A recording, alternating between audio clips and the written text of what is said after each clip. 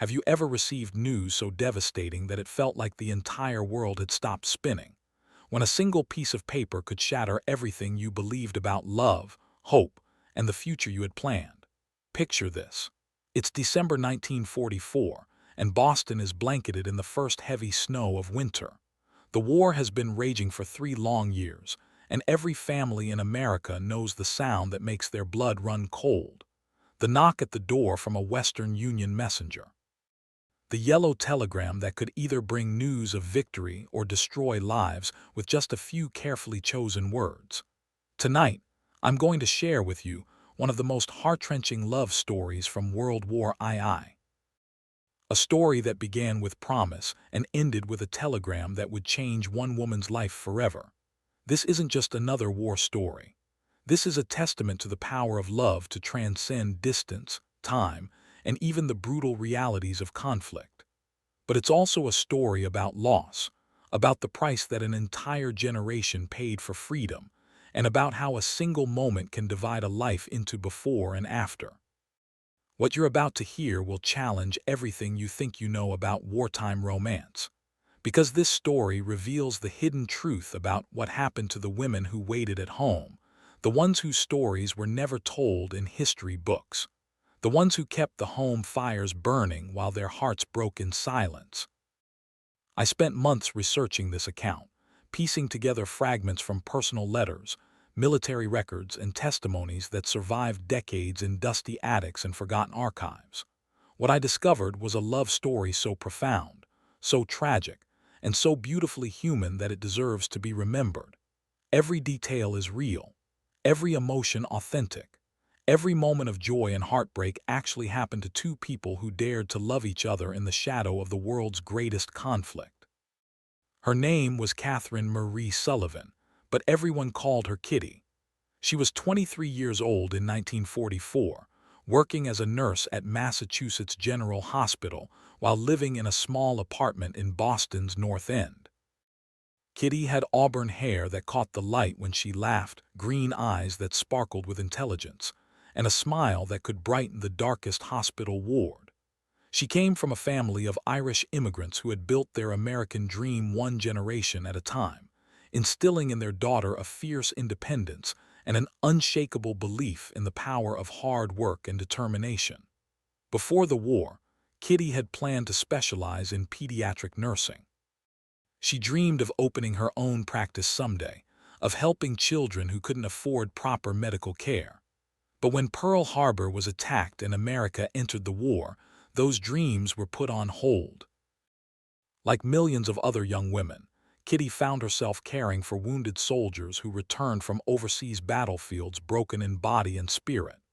His name was Lieutenant James Patrick McKenna, and he was everything Kitty thought she didn't want in a man. He was confident to the point of arrogance, charming in a way that made her suspicious, and possessed of an easy smile that she was convinced he used to get whatever he wanted from women who should have known better. When they first met in the spring of 1943, James was recovering from shrapnel wounds he had received during the Sicily campaign. He had been transferred to Mass General for specialized surgery, and Kitty had been assigned as his primary nurse. Their first conversation was hardly romantic. James complained about the hospital food, criticized the way Kitty had changed his bandages, and made jokes that she found more annoying than amusing. She responded with professional courtesy tinged with barely concealed irritation. He was just another wounded soldier who thought his charm could get him special treatment. She was just another nurse doing her job with competent efficiency. But something began to change during those long weeks of his recovery.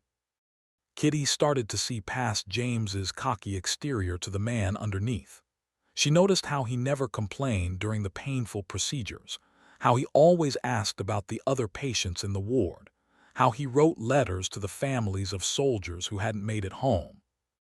She saw him reading poetry late at night when he thought no one was watching, witnessed him giving his extra rations to younger soldiers who were homesick and scared. James, meanwhile, was discovering that the nurse he had initially dismissed as cold and overly serious was actually one of the most compassionate people he had ever met. He watched her work 16-hour shifts without complaint, saw her hold the hands of dying soldiers while they called out for their mothers, witnessed her fight for better care for patients that other staff members had given up on. He realized that her apparent coldness was actually a protective barrier she had built around a heart that felt too deeply in a world filled with suffering. Their relationship evolved slowly, carefully, like two people learning to trust after being hurt before. It began with longer conversations during his treatment sessions. James would tell her about growing up on a farm in rural Massachusetts, about his dreams of becoming a teacher after the war, about the books he had read, and the places he wanted to travel. Kitty shared her own stories about nursing school, about the children she hoped to help someday, about her family's journey from Ireland to America, and the sacrifices they had made along the way. By the time James was declared fit for duty, they had fallen in love with a depth that surprised them both. It wasn't the passionate, desperate romance that war often inspired between people who knew their time might be short. Instead, it was something quieter and more profound, a recognition that they had found in each other a partner who understood their deepest values and shared their hopes for the future. James proposed to Kitty on his last night in Boston, before shipping out to England in preparation for what everyone knew would be the invasion of Europe. They were walking along the Charles River as the sun set behind the city skyline, and he stopped suddenly, pulling a simple gold ring from his pocket. He told her later that he had been carrying it for weeks, waiting for the right moment, but had realized that there would never be a perfect time in the middle of a war. There was only now, and the hope that somehow they would have a future together. Kitty said yes without hesitation, though they both understood that their engagement might be all they would ever have. They spent that final night together making plans that felt both vital and fragile. They would be married as soon as James returned from overseas. They would buy a small house outside Boston where they could raise children and build the life they both dreamed of. James would use the GI Bill to finish his education, and Kitty would open her pediatric practice. They mapped out a future that felt as real as the present, as solid as the love they shared.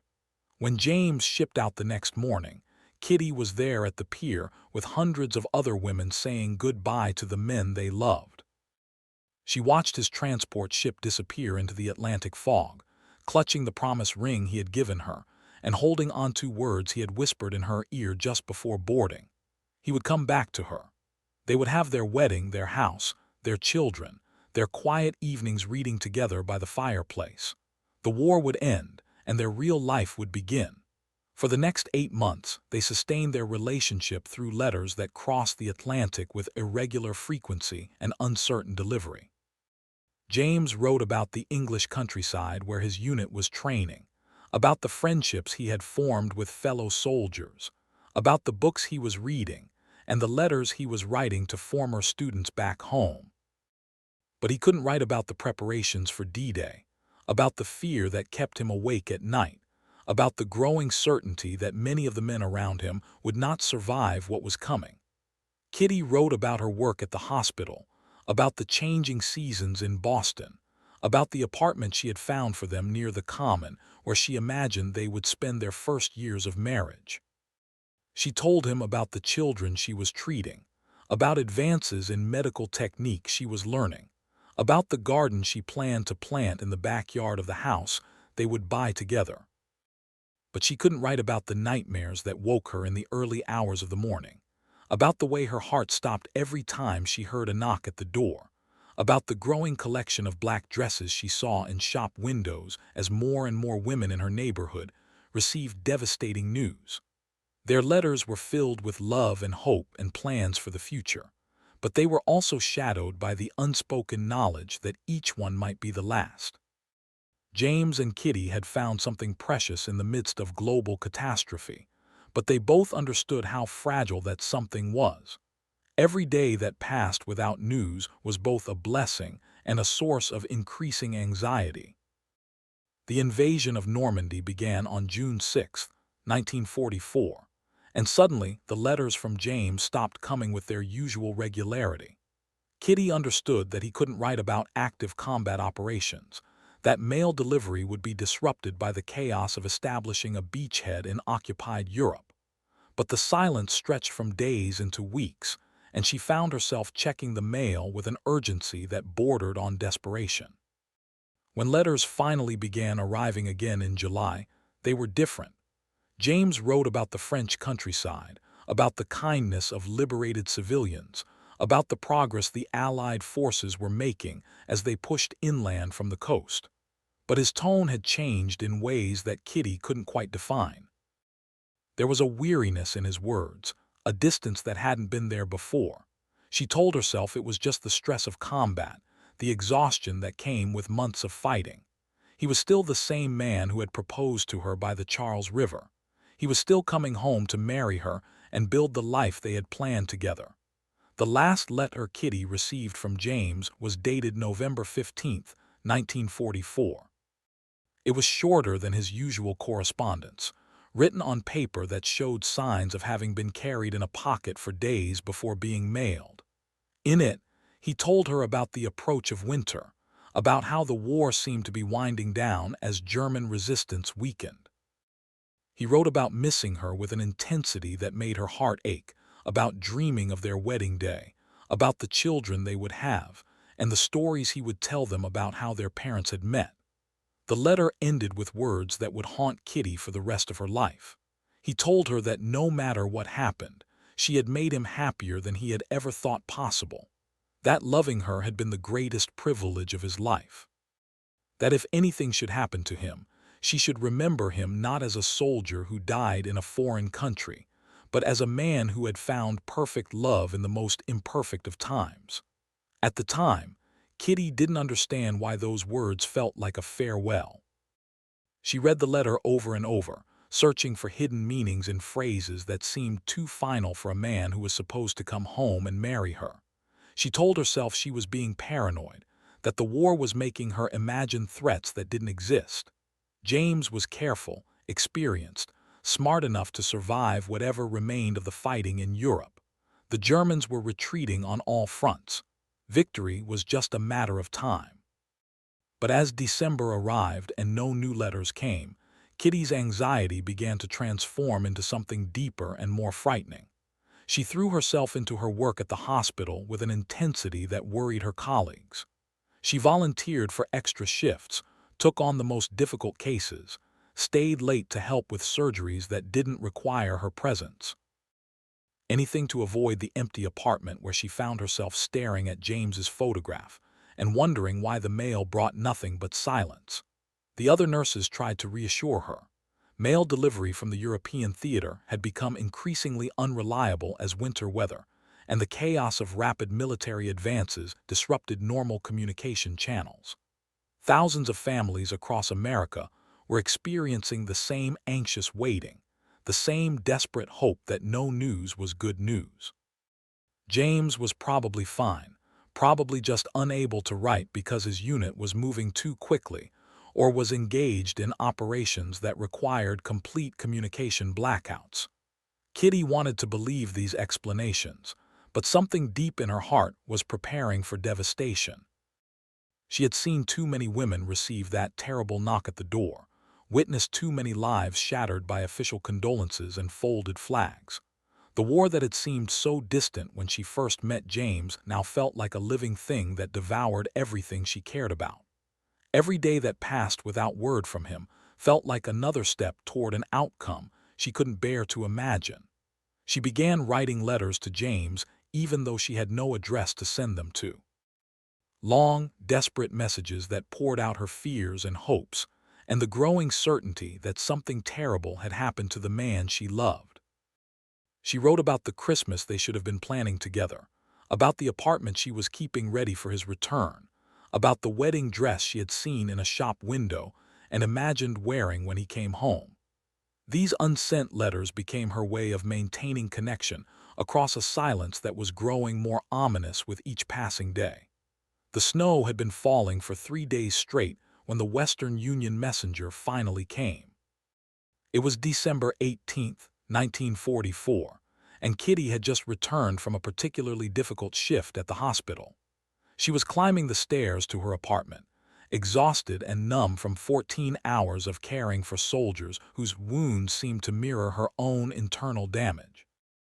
The sound of footsteps in the hallway below made her pause, but she told herself it was just another tenant returning home from work. The knock at her door came as she was hanging up her coat, 3 sharp raps that seemed to echo through her small apartment like gunshots. Kitty's blood turned to ice as she recognized the deliberate, official cadence. This wasn't a neighbor asking to borrow sugar or a friend stopping by for coffee. This was the knock that every woman in America had learned to fear, the sound that announced the arrival of news that would divide her life into before and after. She moved toward the door with legs that felt like they belonged to someone else, her hand trembling as she reached for the doorknob. Through the frosted glass panel, she could see the outline of a young man in a Western Union uniform, his shoulders hunched against the falling snow. He was probably no older than 18, one of the boys who had been deemed too young or too essential for military service, but who had been given the terrible responsibility of delivering the war's most devastating messages. When Kitty opened the door, the messenger looked up at her with eyes that held the weight of too many such deliveries. He was clearly uncomfortable with his role as the bearer of other people's heartbreak, but he performed his duties with the mechanical precision that such work required. He asked if she was Miss Catherine Sullivan, and when she nodded, he handed her the yellow telegram that would destroy everything she had built her future around. The Western Union envelope felt impossibly heavy in her hands, as if it contained not just words but the accumulated weight of all her hopes and dreams. Kitty stared at it for a long moment, understanding that opening it would make whatever news it contained irrevocably real. As long as the telegram remained sealed, James might still be alive somewhere in Europe, writing letters that simply hadn't reached her yet. Once she read the official words inside, that possibility would be gone forever. The messenger waited patiently as Kitty struggled with the envelope, his presence a reminder that this scene was being repeated in homes across America every single day. Families learning that their sons, husbands, fathers, and brothers had paid the ultimate price for victory in a war that seemed to consume everything it touched. When she finally managed to tear open the envelope, the telegram inside contained exactly the words she had been dreading. The message was brief and formal, written in the stark language that the military used to transform individual tragedies into statistical data. It regretted to inform her that Lieutenant James Patrick McKenna had been killed in action on December 2, 1944, during operations near the German border. He had died serving his country with distinction and honor. His personal effects would be forwarded to his next of kin when circumstances permitted.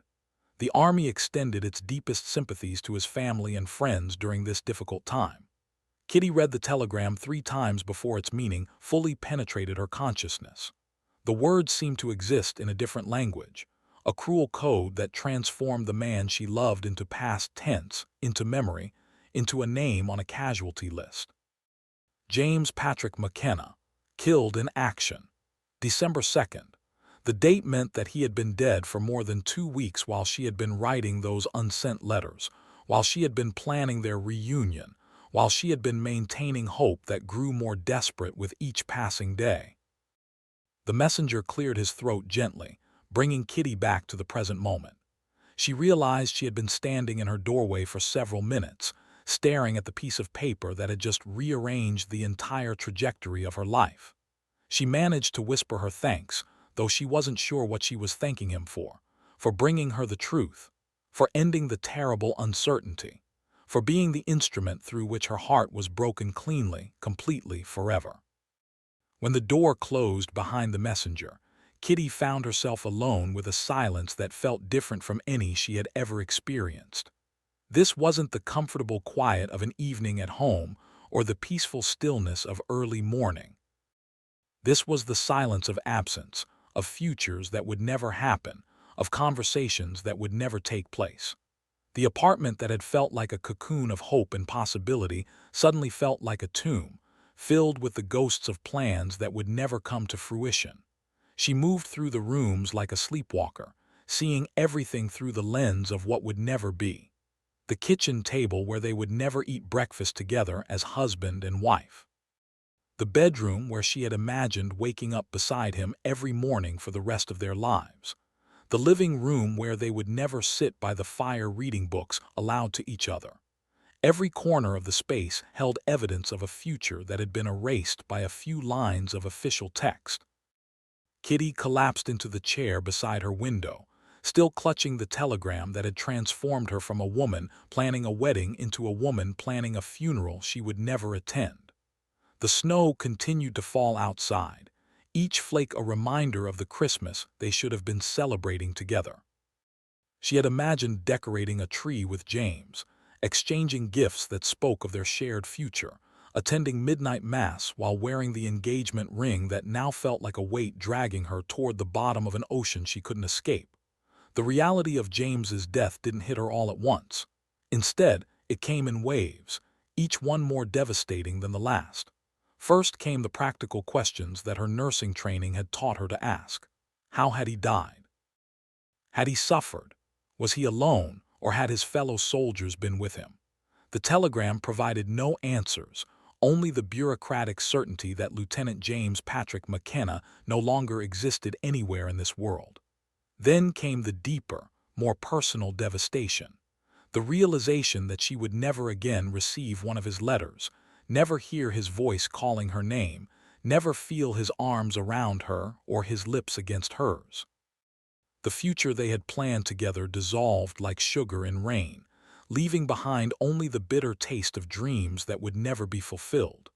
The house they would never buy, the children they would never have, the quiet evenings they would never share, all of it gone as if it had never existed at all. Kitty found herself thinking about their last night together, replaying every moment with the desperate intensity of someone trying to memorize a prayer. She remembered how they had walked along the river, how the setting sun had painted the water gold, how James had looked when he pulled that simple ring from his pocket. She remembered the weight of his hand in hers, the way his voice had trembled when he asked her to be his wife, the absolute certainty she had felt when she said yes. That certainty now felt like the cruelest joke the universe had ever played. The apartment grew dark around her as evening fell, but Kitty made no move to turn on the lights. The darkness felt appropriate somehow, a reflection of the void that had opened up inside her chest. She sat motionless in her chair, watching the snow accumulate on the windowsill while trying to understand how the world could continue turning when everything that mattered had stopped forever. Other people were going home from work, preparing dinner, making plans for the weekend. How could they not know that something fundamental had shifted, that love itself had been proven to be nothing more than a beautiful lie we tell ourselves to make life bearable? Hours passed before Kitty finally moved from her vigil by the window. Her body felt strange and disconnected, as if grief had severed the connection between her mind and her physical form. She walked through her apartment like a ghost visiting the scene of her former life, touching objects that had once held meaning, but now seemed like artifacts from a civilization that no longer existed. The coffee cup James had used during his last visit still sat on her kitchen counter, unwashed because she had wanted to preserve the evidence of his presence. Now it mocked her with its emptiness. She found the box where she had been keeping all of James's letters, dozens of envelopes tied with ribbon that contained the entire history of their love. Reading them now felt impossible, too painful to contemplate, but she couldn't bring herself to put the box away. These pieces of paper were all she had left of the man who had promised to come home and marry her. They were proof that their love had been real, even if it had been temporary. Evidence that she had not imagined the happiness she had felt during those precious months when the future had seemed bright with possibility. The telephone rang sometime after midnight, its shrill sound cutting through the silence like a blade. Kitty stared at it for several rings before finding the strength to answer. The voice on the other end belonged to her supervisor at the hospital, calling to check on her because she had failed to report for her scheduled shift. The woman's concern felt distant and foreign, like a language Kitty no longer understood. She managed to explain that she had received bad news, that she would not be able to work for a few days, that she needed time to process what had happened. The words felt hollow and inadequate, a poor translation of the devastation that was consuming her from the inside out. Sleep, when it finally came, brought no relief. Kitty's dreams were filled with images of James calling her name from across impossible distances, reaching for her through spaces that stretched wider with each attempt to close them. She would wake with tears on her cheeks and his voice echoing in her ears, only to remember with crushing clarity that he was gone forever. The transition from sleep to wakefulness became a daily torture, a moment when hope briefly flickered before being extinguished by the terrible weight of truth. The days that followed blurred together in a haze of grief and disbelief. Well-meaning friends and colleagues tried to offer comfort, but their words felt like pebbles thrown into an ocean of loss. They spoke of James being in a better place, of his sacrifice serving a greater purpose, of the honor that came with dying for one's country. Kitty wanted to scream at them that she didn't care about honor or purpose or better places. She wanted James alive and whole and planning their wedding. She wanted to wake up from this nightmare and find him waiting for her with that crooked smile that had first annoyed and then charmed her completely. The hospital became both refuge and torment. Working allowed Kitty to focus on something other than her own pain, to channel her anguish into caring for soldiers who were still fighting their own battles with injury and recovery. But every wounded man reminded her of James. Every empty bed spoke of someone who hadn't made it home.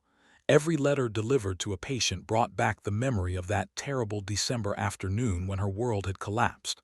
She found herself working longer hours, taking on extra shifts, doing anything to avoid the empty apartment where James's absence felt like a living thing. Christmas arrived like a mockery of everything Kitty had once believed about joy and celebration. The city around her sparkled with lights and decorations that had been hung by people who still had reason to hope, still had loved ones to celebrate with, still believed in the possibility of happy endings. She walked through Boston streets like a stranger in a foreign land, unable to understand how others could find meaning in traditions that now felt hollow and cruel. The Christmas Eve service at her neighborhood church was particularly difficult, surrounded by families reunited for the holidays while she sat alone with her grief, and the engagement ring that had become both precious reminder and constant source of pain. The new year brought with it a package that nearly destroyed what remained of Kitty's composure. It arrived on a gray January morning, wrapped in official military packaging and containing James's personal effects. The items were heartbreakingly ordinary. His watch, which had stopped at 3:47 on the day he died.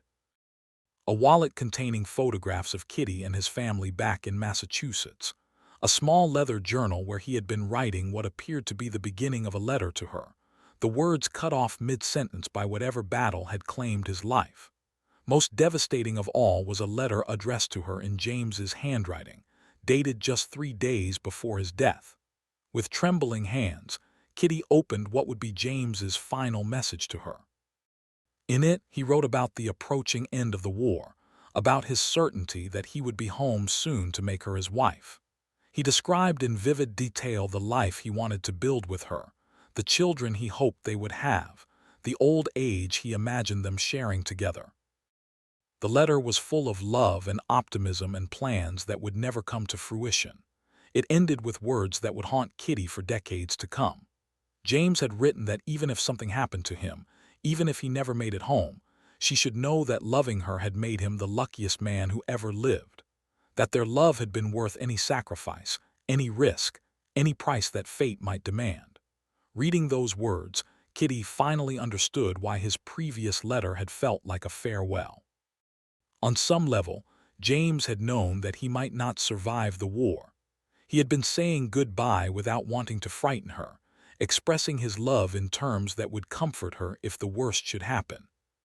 The realization that he had been protecting her even as he faced his own mortality made her grief even more profound. He had been thinking of her happiness even in his final moments, trying to give her permission to remember their love as a gift rather than a tragedy. But Kitty couldn't see their love as a gift. Not yet. All she could feel was the crushing weight of loss, the terrible unfairness of having found perfect love only to have it stolen away by a war that had already taken too much from too many people. The future stretched ahead of her like a desert, empty and barren, and impossibly vast. She was 23 years old, and the man she had planned to spend her life with was buried in a military cemetery thousands of miles away. The dreams they had shared, the promises they had made, the life they had been building together, all of it had been reduced to memories and a small collection of personal effects. The world around Kitty continued to celebrate the approaching end of the war, but victory felt hollow when measured against personal loss. Germany would surrender in a few months. Japan would follow soon after, and the soldiers who survived would come home to rebuild their lives. But James would not be among them. He would remain forever young in Kitty's memory, forever 26 years old and full of dreams that would never be realized. The future he had envisioned for them would exist only in the letters he had written and the love she would carry in her heart until her dying day. As winter deepened into 1945, Kitty found herself trapped between two impossible realities.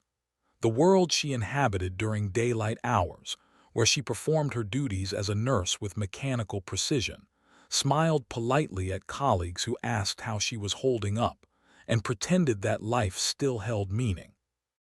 And the world that claimed her when darkness fell, where James's ghost walked through every room of her apartment, where his voice echoed in the silence, where the future they had planned together felt more real than the present she was forced to endure.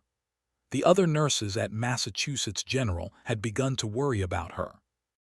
They saw how she threw herself into the most difficult cases, volunteering to care for soldiers whose injuries were so severe that even seasoned medical professionals struggled to maintain their composure. She worked with patients who screamed through the night, men whose minds had been shattered by combat trauma, young boys who would never walk again or see again, or hold their children in arms that no longer existed. Kitty's colleagues assumed she was trying to honor James's memory by caring for the soldiers he could no longer fight alongside.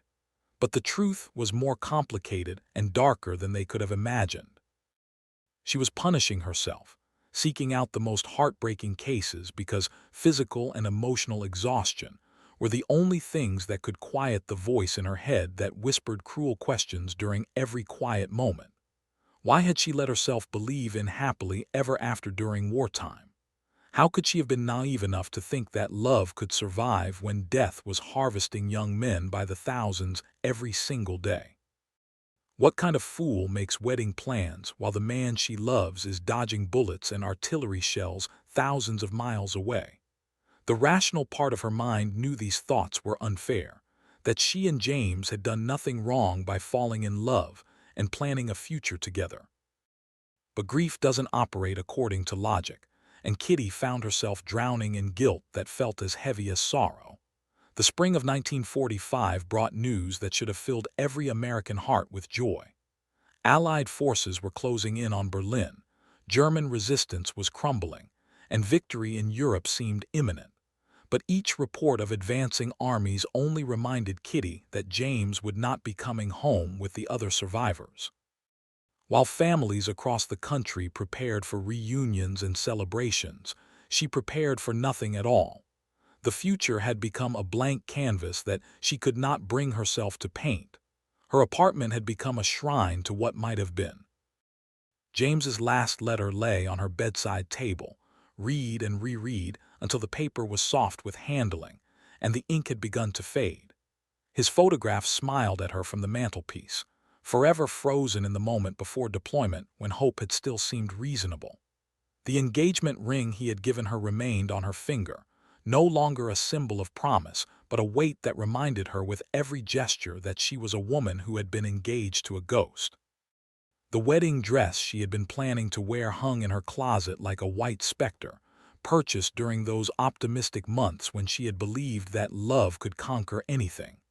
She couldn't bring herself to return it to the shop, but she also couldn't bear to look at it. The dress represented everything she had lost, all the dreams that had died with James in some unnamed field in Europe. Sometimes she would open the closet door and touch the fabric, trying to remember what it had felt like to believe in forever. Letters from James's family in western Massachusetts arrived with heartbreaking regularity. His mother wrote about the memorial service they had held, about the flag they had received from the army, about the empty chair at their kitchen table where their son would never sit again.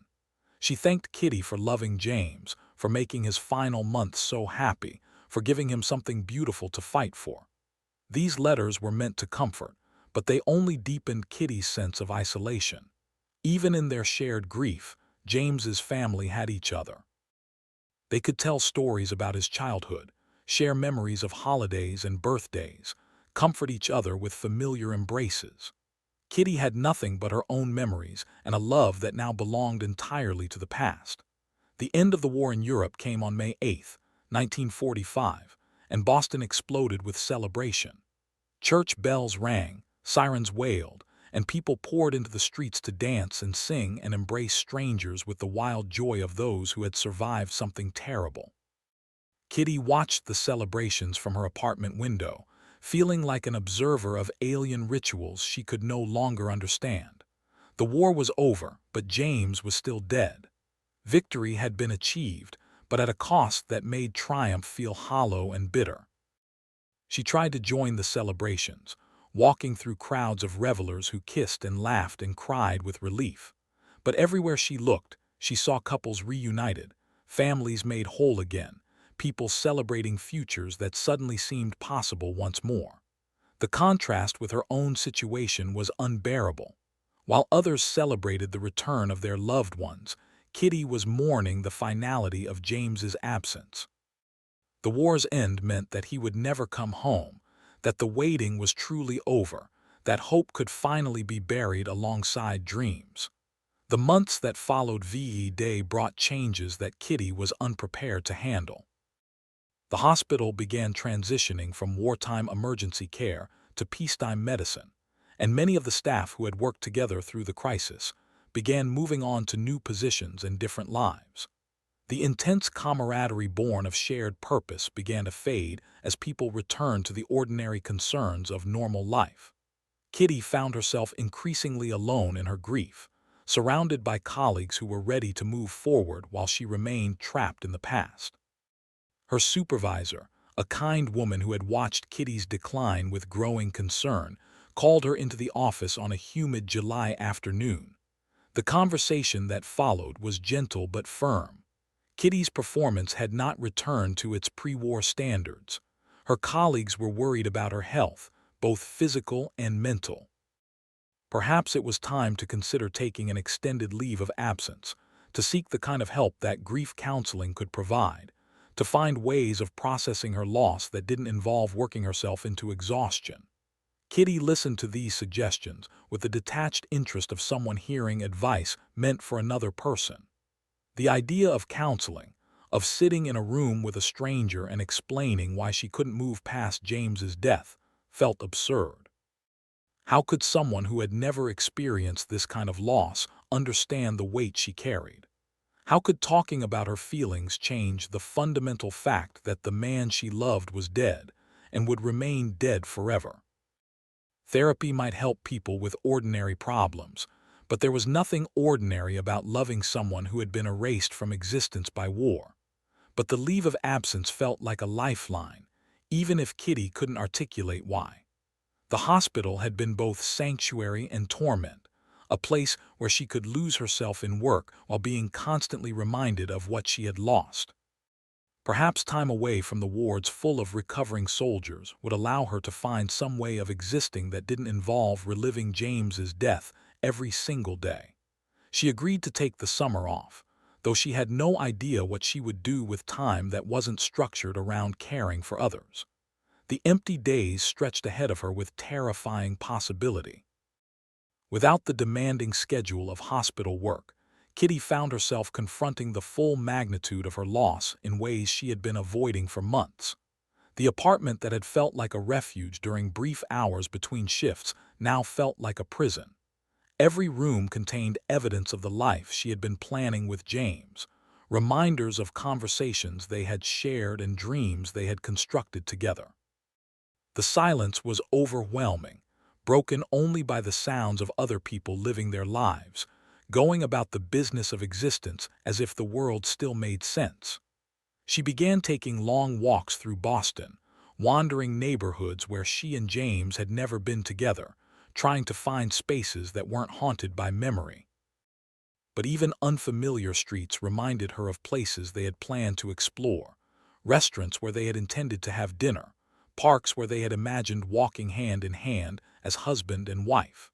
The entire city had become a monument to what might have been, and Kitty felt like a tourist in her own life, observing but not participating in the rhythms of normal existence.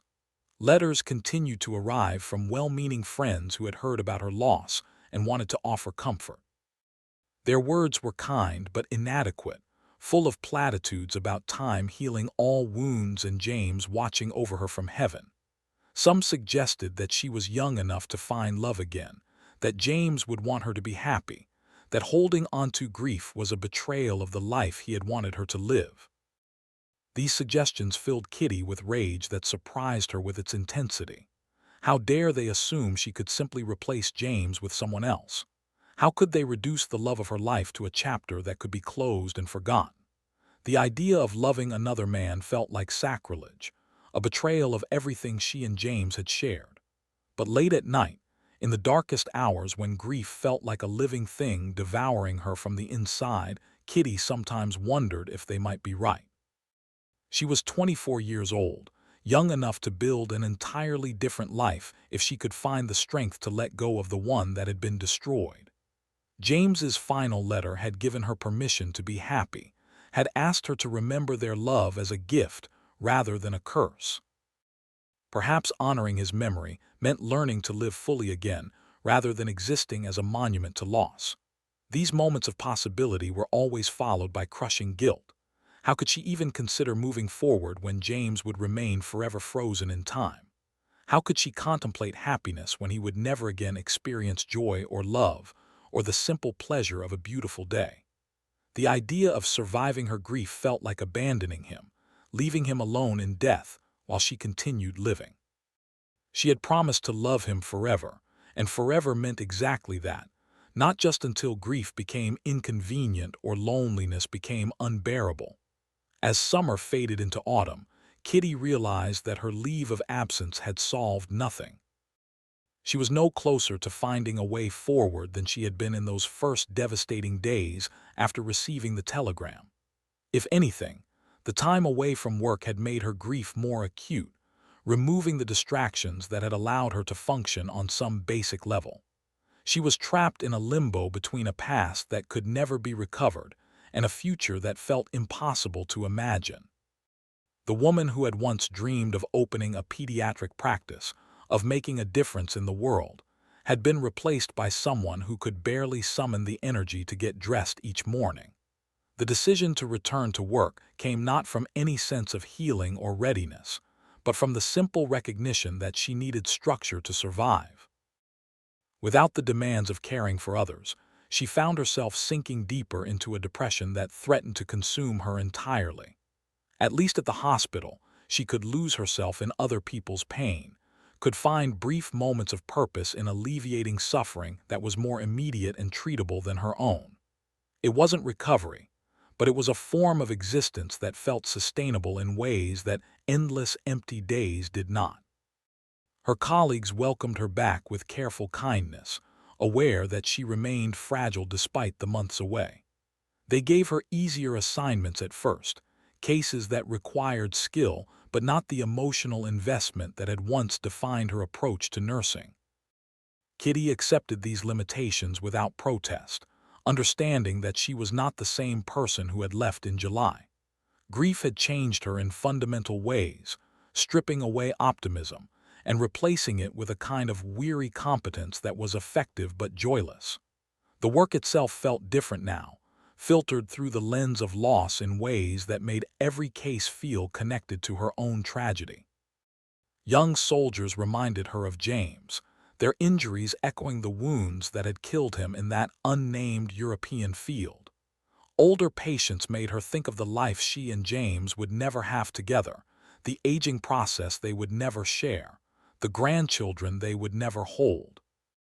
Even the successful cases, the patients who recovered fully and returned to their families, carried a bitter edge.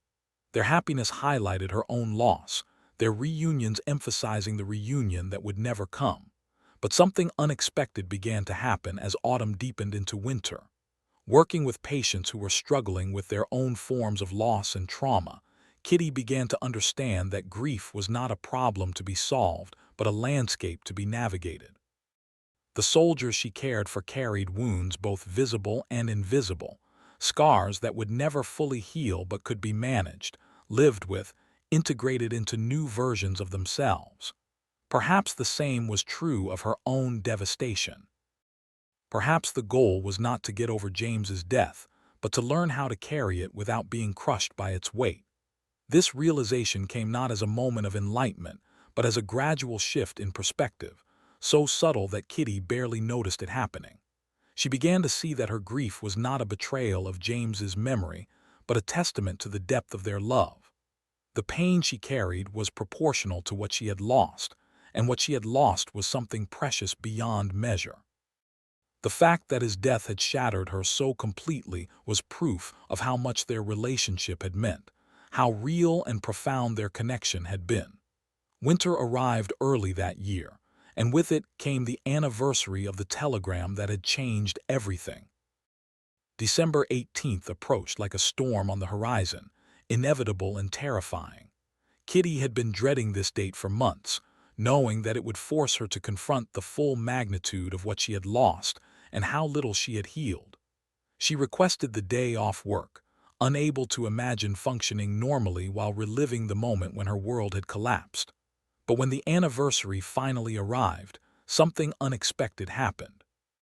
Instead of the crushing despair she had anticipated, Kitty found herself thinking not about the telegram, but about the love that had preceded it. She remembered James's proposal by the Charles River, the weight of his hand in hers, the absolute certainty she had felt when he asked her to be his wife. She thought about their letters, the plans they had made, the dreams they had shared during those precious months when forever had seemed possible. For the first time in a year, Kitty allowed herself to feel grateful for what she had experienced rather than only mourning what she had lost.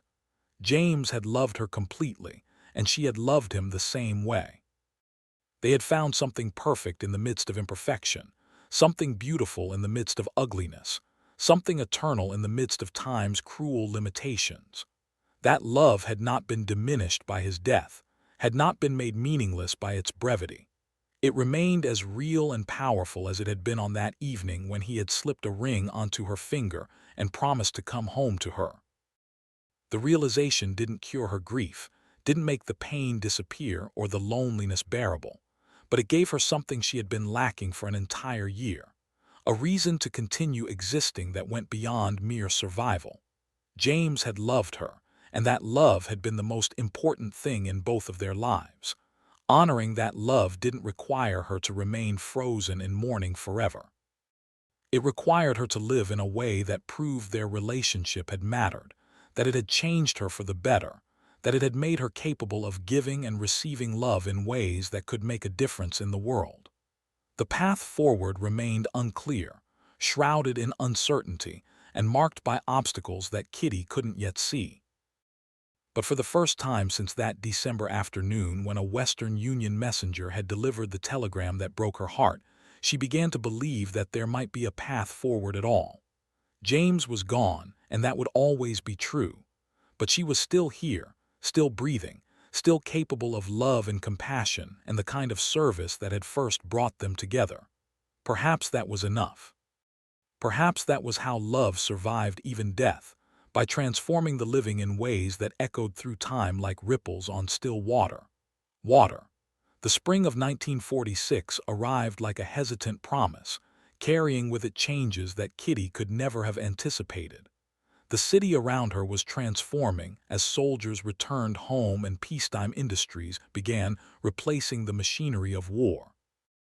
Everywhere she looked, couples were reuniting, families were being rebuilt, and life was resuming the rhythms that had been interrupted by years of global conflict.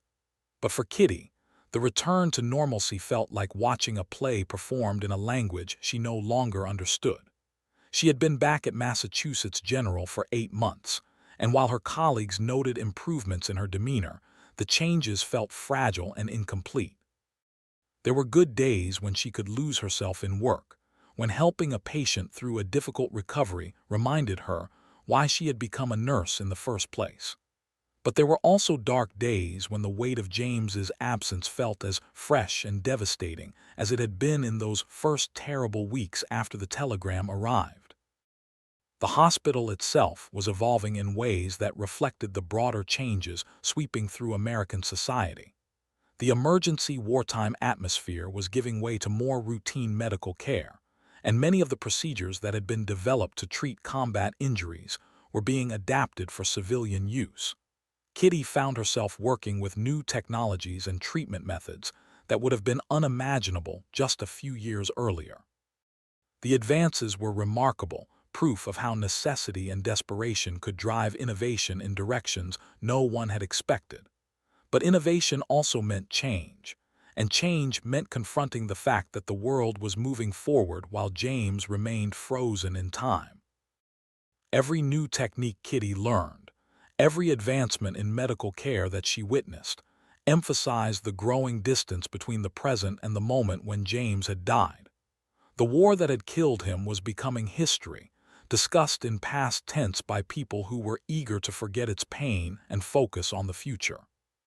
Only those who had lost someone seemed to understand that the past refused to stay buried, that grief operated according to its own calendar that bore no relationship to the dates on any official document. Dr. Margaret Thornton arrived at Massachusetts General in April, bringing with her a reputation as one of the most innovative psychiatric nurses in the country. She had spent the war years developing new approaches to treating what was then called battle fatigue, working with soldiers whose minds had been shattered by experiences that defied comprehension.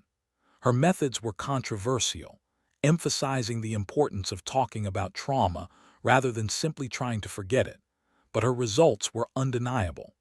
Patients who had been written off as hopeless began showing signs of recovery under her care. Kitty's first interaction with Dr. Thornton came during a case conference about a young soldier who had been catatonic since arriving at the hospital 3 weeks earlier. The man sat motionless in his bed, staring at nothing, responding to neither questions nor physical stimuli. The attending physicians had tried various treatments without success, and there was talk of transferring him to a long-term psychiatric facility where he would likely spend the rest of his life, warehoused with other broken souls. Dr. Thornton listened to the case presentation with the focused attention of someone who understood that behind every medical chart was a human being whose story mattered. When she spoke, her voice carried the authority of experience tempered by compassion. She suggested that the patient's withdrawal might be a protective mechanism rather than a permanent condition, that his mind was shielding itself from memories too painful to process. Rather than viewing his silence as a symptom to be eliminated, perhaps they should see it as a communication that needed to be understood. The approach she proposed was simple but radical. Instead of trying to force the patient to respond, they would sit with him in silence, offering presence without demands, creating a space where he could begin to trust that the world might be safe enough to rejoin. Kitty volunteered to be part of the treatment team, drawn by something in Dr. Thornton's manner that reminded her of the kind of nurse she had once hoped to become. The work was unlike anything Kitty had experienced before. For hours each day, she sat beside the catatonic soldier, saying nothing, demanding nothing, simply being present while he stared into whatever private hell consumed his thoughts. Other staff members questioned the value of this approach, arguing that their time could be better spent on patients who were more likely to respond to treatment. But Dr. Thornton insisted that healing sometimes required patience that measured progress in minutes rather than days, in breaths rather than words. Slowly, almost imperceptibly, the soldier began to show signs of awareness. A slight shift in posture when Kitty entered the room, a momentary focus in his eyes when she adjusted his blanket. The changes were so subtle that they might have been imagined, but Dr. Thornton taught Kitty to recognize these tiny movements as victories worthy of celebration. The human spirit, she explained, was remarkably resilient, capable of finding ways back to life even from the deepest darkness. Working with Dr. Thornton and the catatonic soldier began to change something fundamental in Kitty's understanding of her own situation. She had been approaching her grief like a medical condition that could be cured through the right combination of time and willpower. But perhaps grief was more like a wound that needed to heal according to its own timeline, that required care and attention rather than attempts to force it into submission. The breakthrough with the soldier came on a rainy Thursday morning in May. Kitty was sitting in her usual chair beside his bed, reading aloud from a book of poetry that Dr. Thornton had suggested might penetrate his isolation. The verses were simple and beautiful, celebrations of spring and renewal that felt almost mocking in the context of the psychiatric ward. But as she reached a passage about flowers blooming in unexpected places, the soldier turned his head and looked directly at her. The moment lasted only a few seconds before his gaze returned to its familiar blank stare, but the connection had been unmistakable. For the first time in weeks, another human being had been present behind those empty eyes. Kitty felt tears streaming down her face as she realized she had just witnessed something miraculous, proof that even the most damaged souls could find their way back to the world of the living. Dr. Thornton's response to this breakthrough was characteristic of her approach to healing. Rather than celebrating the moment as a victory, she used it as an opportunity to explore what the experience might teach them about the nature of recovery itself. The soldier's brief return to awareness suggested that his withdrawal had never been complete, that some part of him had been listening and waiting for the right moment to reemerge. Perhaps all healing worked this way, requiring patience and faith that progress was happening even when it couldn't be seen or measured. The conversation that followed between Kitty and Dr. Thornton marked a turning point that neither of them acknowledged at the time. They discussed the soldier's case with the professional detachment that medical training demanded, but underneath their clinical language was a deeper dialogue about loss and recovery, about the ways trauma reshapes the landscape of human experience, about the difference between healing and simply learning to function despite ongoing pain.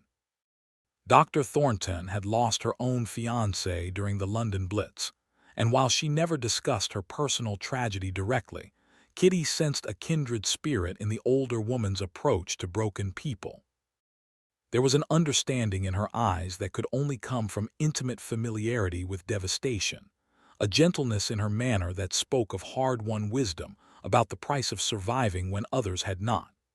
Their professional relationship gradually evolved into something deeper, a mentorship that addressed not just medical techniques, but the fundamental question of how to continue serving others when your own heart had been shattered.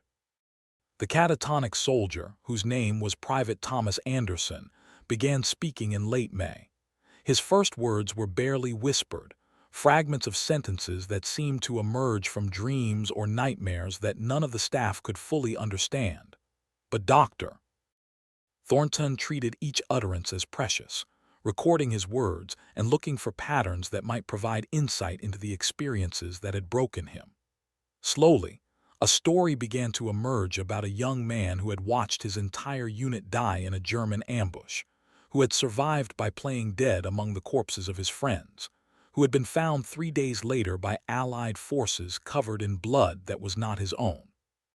Kitty found herself thinking about Private Anderson's story at odd moments throughout her days, wondering how anyone survived such experiences with their sanity intact. The details of his trauma were different from her own loss, but the fundamental challenge was the same. How do you continue living when the world has revealed itself to be a place where terrible things happen to people who don't deserve them?